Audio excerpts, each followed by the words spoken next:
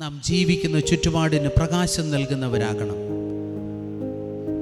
ഒരു സമയത്ത് നിലനിന്നിരുന്ന പ്രാർത്ഥനയുടെ അനുഭവങ്ങൾ നമ്മുടെ കുടുംബങ്ങളിൽ കുറഞ്ഞു വരുന്നില്ലേ എന്ന് ഗൗരവമായി ചിന്തിക്കണം. ആത്മീയതയിലേക്ക് സഭ വീണ്ടും വളർന്നു മുന്നേറണം. നമ്മുടെ കുടുംബങ്ങൾ പ്രാർത്ഥനാ നിരതമാകണം. കുടുംബങ്ങളിൽ ബന്ധങ്ങളുടെ ഇഴയെടുപ്പമുണ്ടാകണം. ആ ഇഴയെടുപ്പം നഷ്ടപ്പെട്ടു പോകുന്നത് പലപ്പോഴും കുഞ്ഞുങ്ങൾ കൈവിട്ടു പോകുന്നതിന്, യുവതലമുറ ദൈവസ്നേഹത്തിൽ നന്യപ്പെട്ടു പോകുന്നതിന് കാരണമാകും.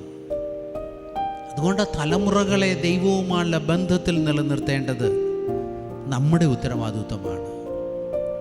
ധാർമ്മിക ബോധ്യമുള്ളൊരു സമൂഹത്തെ വാർത്തെടുക്കേണ്ടത് നമ്മുടെ ഉത്തരവാദിത്വമാണ്.